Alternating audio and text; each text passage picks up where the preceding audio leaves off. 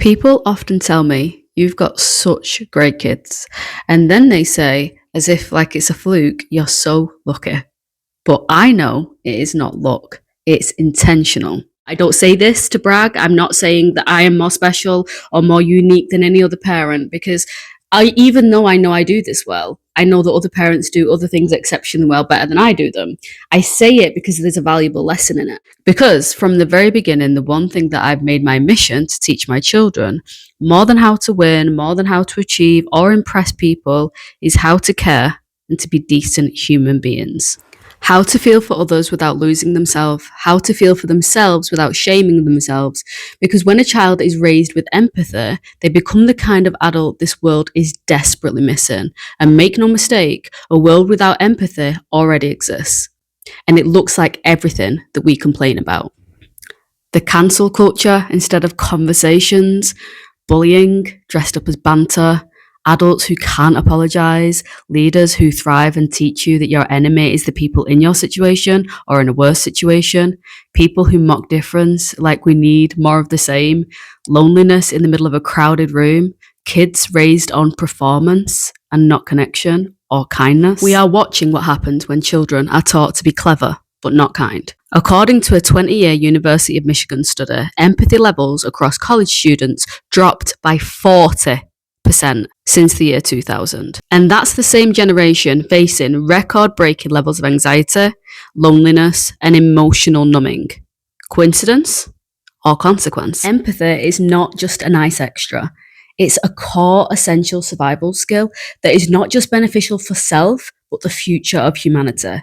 And I look around at modern culture and the entitlement, the outrage, the inability to be able to listen, and I ask myself, do I want my children to model that or something different, something deeper? Because whilst much of the modern world teaches power over, there are cultures that have centered their empathy as strength. Take talking circles, for example. They've been used for generations by many Indigenous communities in North America. In these circles, everybody sits equally. There is no hierarchy. Each person speaks, one at a time, from the heart, and nobody interrupts. The aim is not to win, it is to witness. This isn't just conflict resolution, it is soul repair. It teaches that actually everybody's voice matters and listening is just as powerful as speaking, if not more. That healing comes from not shame, but from being seen, heard, and held by others, the community around you. Imagine just for a second that our political systems worked like that, our classrooms work like that, our families work like that. Imagine if when somebody was hurt, we didn't cancel them. We called them in, not to excuse poor choices, but actually to realign, reconnect where possible. That is empathy in action. Now contrast that with the colonizer culture, which is punishment over restoration, power over people, difference treated as danger, empathy treated as weakness. What world do we live in right now?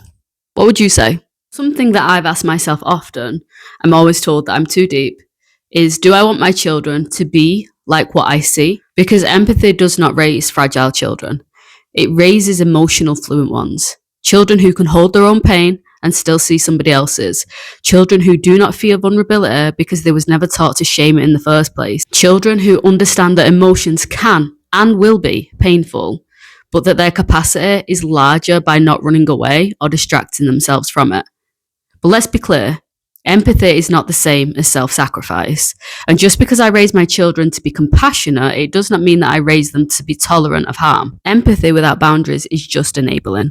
So I teach them this too, that they can feel deeply and still hold people accountable, that they can understand why somebody hurt them, but still choose not to accept that they can be kind and still walk away.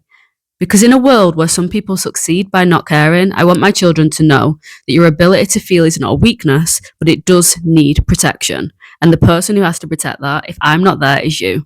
We do not owe our empathy to everybody.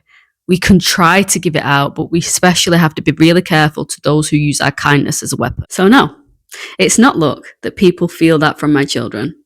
It's empathy, taught, modelled, nurtured, over and over again. Because I don't want to raise children who succeed in a broken world by becoming part of what broke it in the first place. I want to raise children who feel, who listen, who repair, who know how to stand their ground whilst keeping their heart intact. Because one child raised with empathy becomes one less adult causing harm to others. And that is a legacy that I think is worth leaving behind.